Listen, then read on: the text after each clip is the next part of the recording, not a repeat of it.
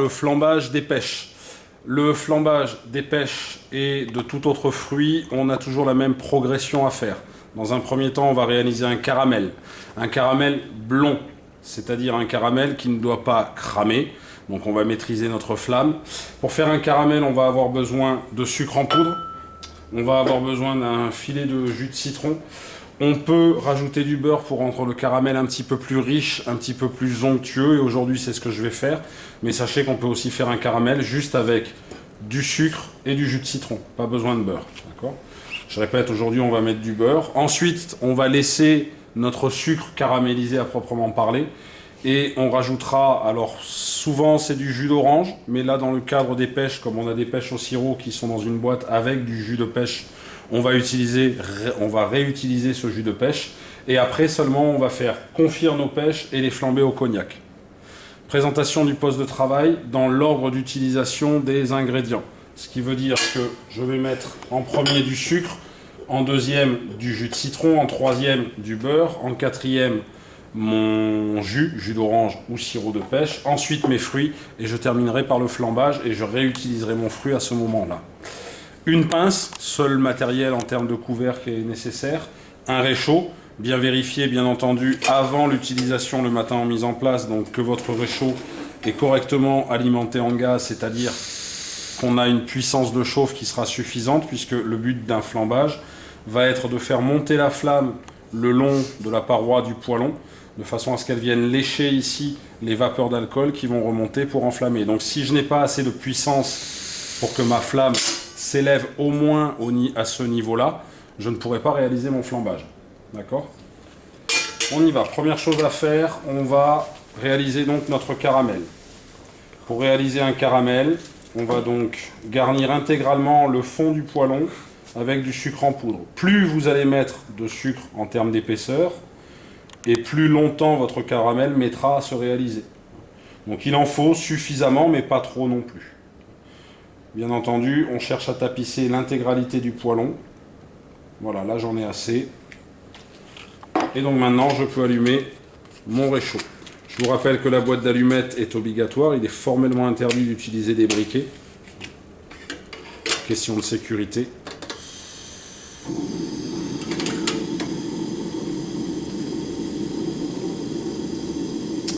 Voilà, j'allume et j'attends.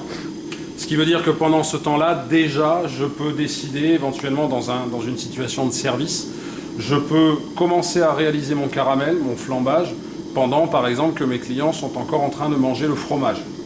C'est-à-dire que je vais lancer mon caramel et puis, par exemple, préparer mon assiette de transport avec les couverts pour le dessert. Ensuite, je vais réaliser le caramel, donc je vais rester ici. Et quand je vais mettre mes pêches, ensuite, peut-être que je pourrai à nouveau aller sur ma table, débarrasser le fromage, faire les miettes, ou demander à mon commis de faire les miettes. Et ensuite, je reviens sur mon poste de travail pour faire la finalisation de la réalisation, à savoir le flambage et le service, pendant que mon commis, par exemple, remet les couverts à mes clients. D'accord ? Qu'est-ce qu'on cherche à faire dans un premier temps? On cherche juste à faire fondre le sucre en poudre. D'accord? Donc sucre en morceaux, ça marcherait aussi, hein. Le tout c'est d'avoir du sucre. L'idéal c'est le sucre en poudre parce que c'est plus facile, ça va être beaucoup plus rapide. Donc quand le sucre va fondre, il va tout simplement passer de l'état solide, la poudre, les cristaux, à l'état liquide. Et donc quand il va commencer à passer à l'état liquide, c'est là qu'il faut que je sois très attentif sur la puissance de chauffe.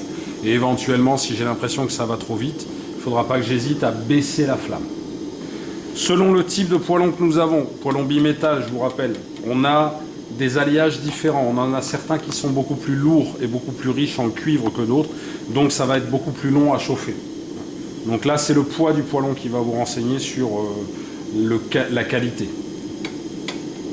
Vous voyez, là, j'ai ma flamme, je n'hésite pas, je la mets à fond. Donc vous vous rendez bien compte que là, pendant que je suis en train de faire ça, je suis accaparé à mon guéridon, mais en réalité, je pourrais faire autre chose. Attention, ça n'est possible que si on connaît parfaitement la progression technique d'un flambage, et à partir de là, qu'on sait à peu près du temps dont on dispose entre un état de cuisson du sucre et puis l'état de cuisson du sucre qui voudra dire que c'est raté et que mon caramel est cramé. Vous pouvez regarder par ici, en ne vous en approchant pas trop, hein, que le caramel, là, le sucre commence à fondre. Là, ça commence à devenir translucide. Je vais passer de l'état solide à l'état liquide. À partir de là, je vais commencer à prendre mon demi-citron. Et dès que je vais observer une coloration et un départ de fumerolles, c'est-à-dire ça n'est pas tout à fait de la fumée encore, c'est avant le stade de la fumée, là je vais incorporer mon jus de citron pour casser un petit peu la cuisson. Et puis ça va me permettre aussi d'homogénéiser un petit peu la cuisson sur la totalité du poêlon. Vous voyez là, ça commence à changer un petit peu de couleur là vers ici. Très, très léger. Bien entendu, c'est toujours du centre vers l'extérieur que ça se passe. Et j'attends. Là, regardez, vous voyez la couleur? Ça commence à blondir. Là, je suis au stade du blond. Et entre le stade du blond et du noir, il n'y a que quelques secondes qui peuvent s'écouler selon le récipient que vous avez. Donc on est très très très attentif. Ça veut dire que là, à partir du moment où mon sucre a commencé à fondre, je suis obligé de rester à mon poste de travail. Là, j'incorpore mon jus de citron. En fait, en cuisine, on parlerait de déglacer, puisque j'incorpore un liquide dans une masse qui est collée au fond de mon poêlon et qui est solide. Et vous voyez là mon caramel, il commence à apparaître réellement. Les pépins pour le moment je vais les laisser, je ne cherche pas à les récupérer. Pour la simple et unique raison c'est que là j'ai réellement un caramel et que si je vais avec ma pince chercher ces pépins là, je vais me retrouver avec des fils de sucre qui vont me gêner pour travailler puisqu'ils vont rester collés à ma pince et c'est pas l'idéal. Donc j'attends, je les laisse mes pépins. Vous voyez, coloration, blond clair. Et là, je vais mettre mon beurre. Mon beurre, il va permettre à mon caramel, en termes de couleur, de s'homogénéiser, encore une fois. Je vais avoir quelque chose qui va être beaucoup plus uniforme en termes de couleur. Mais aussi, regardez la texture que ça prend. Ça devient beaucoup plus appétissant. C'est gras, par contre, c'est riche. Et mes pépins sont toujours là. Je répète, le beurre n'est pas obligatoire. Je pouvais très bien passer directement à l'incorporation de mon sirop ou de mon jus d'orange dans le cas des crêpes, par exemple, ou des bananes. Là, j'ai décidé de faire un... Vous voyez là, fumée. Donc là, fumée égale température élevée, je casse. Encore une fois, je casse ma cuisson avec mon sirop de pêche. Et la pince, pour le moment, ne me sert à rien. Et je décolle. Et là maintenant je vais pouvoir aller récupérer mes fameux pépins de citron qui sont restés. Vous voyez même là, les fameux fils de sucre dont je parlais, ils sont là. Donc ils peuvent être gênants. Alors si, hop, vous avez vu, le fil de sucre, je n'ai pas cherché à l'enlever avec ma fourchette. Je l'ai simplement retrempé dans mon poêlon de façon à ce que le sucre remonte en température et repasse à l'état liquide. Je vérifie. Je vais pouvoir mettre mes pêches. Donc vous voyez au niveau de la coloration, caramel blond. La bulle, on a une bulle là qui est en train de se former et qui est assez nombreuse et petite. Plus je vais laisser réduire et plus la bulle va être grosse et moins nombreuse. Par contre, ça veut dire bien entendu que ça va être plus dense puisque je perds du liquide. Et donc il faut que je fasse attention. À ce moment-là, si je m'aperçois que je n'ai plus assez de liquide, la première chose qu'il faudra penser à faire, ce sera baisser la puissance de chauffe. On y va. Les oreillons de pêche. Ah, j'en ai oublié un. Donc les oreillons de pêche se mettent toujours le côté bombé en premier. Donc on est à 2 à 3 oreillons par personne. Là pour la démonstration, j'ai décidé de vous faire travailler avec 5 oreillons. D'accord ? Mais sinon, je répète, c'est 2 à 3 oreillons par personne.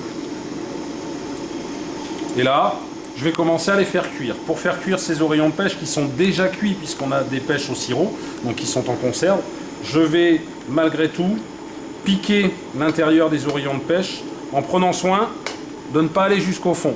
Donc là, je vais le faire volontairement, de façon à ce que vous voyez ensuite ce qui se passe quand on va les retourner. L'idéal, je répète, c'est de ne pas les percer. Il faut juste les piquer pour permettre une cuisson uniforme. Non, c'est juste pour avoir une cuisson uniforme. Le but, c'est de les ramollir. Parce qu'en fait, là, on a des... ils sont en conserve, ils sont cuits, mais malgré tout, ils sont relativement fermes. Nous, on va les rendre moelleux et confits.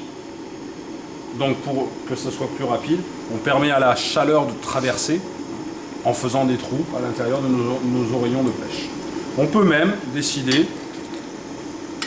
pour accélérer encore la cuisson, de les arroser.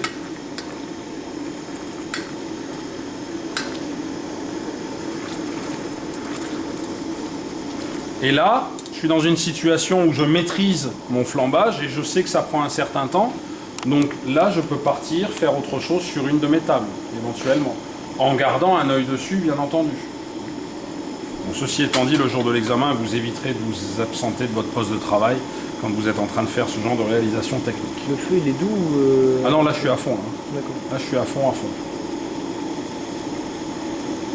Autant dans un cadre de flambage comme celui des crêpes, on aura certainement besoin de baisser la flamme parce que vous verrez les crêpes, il y a toute une opération de faire aller et venir la crêpe, puis de la plier ensuite dans le poêlon. Ça demande un certain temps, surtout qu'on est à 3 crêpes par personne.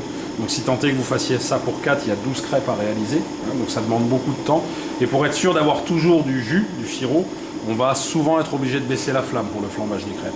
Pour les pêches, les bananes, les fraises éventuellement qu'on pourrait faire, même si la technique des fraises, on sera plus proche d'un flambage type cerise jubilée, on a toujours du jus, il n'y a pas de souci là-dessus.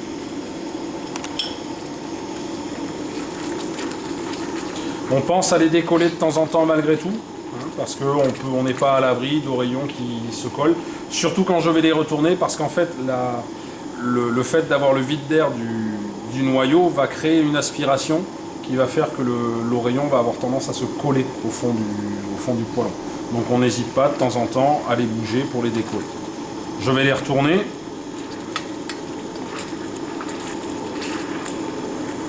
Vous voyez la couleur que ça prend, c'est brillant. En cuisine, on parlerait presque de glacé. C'est ce qu'on cherche à obtenir. Et alors là où j'ai fait mes trous, parfois, on va les voir apparaître petit à petit à la surface. Donc c'est juste pour ça qu'on évite de piquer les oreillons de pêche, de les transpercer jusqu'au fond. C'est juste pour un côté esthétique. Donc vous voyez, je nappe. Et là, volontairement, je vais les laisser un petit peu accrochés. Vous allez voir. Tenez, regardez là, on commence à les voir apparaître les dents de ma fourchette. 1, 2, 3. Il manque la 4e, mais ça va venir au fur et à mesure que je nappe.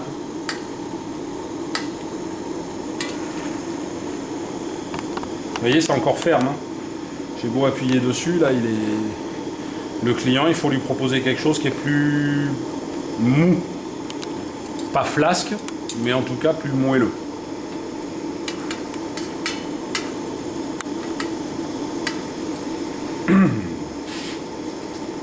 Alors on est sur un flambage qui n'est pas ce qu'on appelle un flambage sec, comme dans le cadre du grenadin de veau Vallée d'Auge l'autre jour, ou du steak au poivre, c'est-à-dire on a du liquide, donc on va avoir une flamme qui va être beaucoup moins violente, beaucoup moins vive et beaucoup moins haute que dans ce cas-là.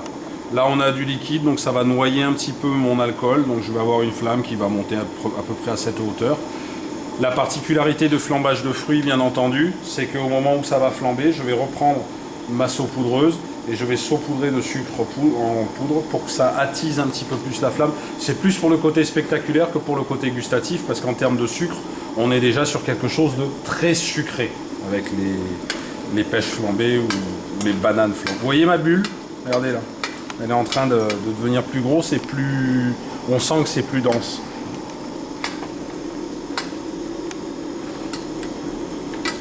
Vous voyez, hein, je perds du liquide. Alors si besoin est, on peut les retourner une autre fois, ça n'est pas une interdiction, c'est ce que je vais faire là parce qu'ils sont encore très très fermes. Et moi ça ne me convient pas, je préfère avoir quelque chose de bien mou. Notre caméraman n'est pas prêt de tomber, non? Ça va? Non, ça va, c'est bon. C'est tout sur la table aussi. On y est presque. C'est presque la fin. En termes de service, on est sur du service dans une assiette à entremets. Assiette à entremets, donc qu'on ait 2 ou 3 oreillons de pêche, c'est toujours assiette à entremets. On mettra bien entendu du caramel en présentation et on mettra du sucre en poudre sur l'assiette, sur la table client même si, je répète, on est déjà sur quelque chose de très sucré. Donc là, j'ai la belle texture que je veux, j'ai la cuisson qui me convient puisque mes oreillons, vous voyez, sont un peu plus mous, ils ont un peu ramolli. Et donc je vais simplement les flamber. Alors, le flambage. Je suis droitier, donc je vais saisir la queue de mon poêlon avec la main droite. Je vais tirer vers moi pour faire chauffer cette partie-là du poêlon, le nez du poêlon en quelque sorte, même s'il est rond. D'accord. Je vais verser mon alcool ici, dans ce sens-là, de façon à ce que mes vapeurs montent, telles que vous voyez ici, la fumée, la vapeur monter. Et la vapeur va rentrer en contact avec la flamme qui est ici, et automatiquement ça va s'embraser. D'accord. C'est quelque chose d'assez rapide. Il ne faut pas perdre de temps en termes de gestuelle, parce que l'alcool s'évaporant à une température de 83 degrés Celsius environ, bien, si je ne vais pas assez vite, je vais me retrouver avec l'alcool qui va entièrement s'être évaporé avant même d'avoir flambé. Donc je répète, point de chauffe, je verse et je flambe. Et lorsque ça flambe, j'agite un petit peu, je mets un petit peu de sucre en poudre. Et je peux même, en faisant attention que je ne vois pas toujours la flamme, là ça flambe encore, je peux même arroser. Et si, tu le vois, ça fait un peu bizarre. Si ça danse, vous voyez là, en fait, si on ne voit pas la couleur de la flamme, on voit en tout cas la sensation de la flamme, c'est-à-dire une sensation un peu de vision trouble. C'est la flamme qui monte. D'accord. J'ai terminé mon flambage, j'éteins mon réchaud. Je n'ai plus qu'à effectuer mon service et mon dressage. Donc, assiette à entremets, je prends soin, comme d'habitude chez nous, d'avoir un en haut et deux en bas. Hein, ma sérigraphie, un en haut, deux en bas. La cuillère, je vous le rappelle, lorsqu'on travaille au guéridon, est toujours en dessous pour porter. La fourchette dans la main gauche pour maintenir. Mais là, la particularité, c'est que comme j'ai un caramel qui dégouline, je vais prendre soin de toujours passer mes dents de fourchette sous ma cuillère comme ça, avant de venir dans mon assiette déposer mon oreillon. Ça évite tout simplement le côté, je vais le faire volontairement, où, voilà, vous avez vu, ça dégouline, il y a des gouttes qui tombent. Là, j'ai une goutte qui est tombée sur le bord de mon assiette. Et ça, à essuyer avec un lito ou avec tout autre linge ou serviette, ça va être vraiment difficile puisque c'est du caramel, ça colle. Il faut éviter au maximum d'avoir besoin d'essuyer. Il faut faire un service le plus net possible, le plus soigné, le plus propre, de façon à ne pas avoir à le faire. Sinon, je répète, trop sucré, ça va coller. Donc, on prend bien soin, j'essuie comme ça, et je transporte ici dans mon assiette. Bien entendu, en finition, je vais proposer à mes clients de leur servir un petit peu de mon jus de cuisson, de mon caramel. Ça veut dire que je vais leur demander s'ils en veulent ou pas. On est tenu d'en mettre, bien entendu, mais comme c'est très sucré, tout le monde n'aime pas le sucre. Donc on va en servir en fonction des besoins du client. On pense à essuyer les bords de l'assiette ici. Service à droite, main droite. Et je répète, même si c'est très sucré, saupoudreuse sur la table du client au moment où on pose la dernière assiette. Et voilà pour la réalisation des fruits flambés, en particulier des pêches.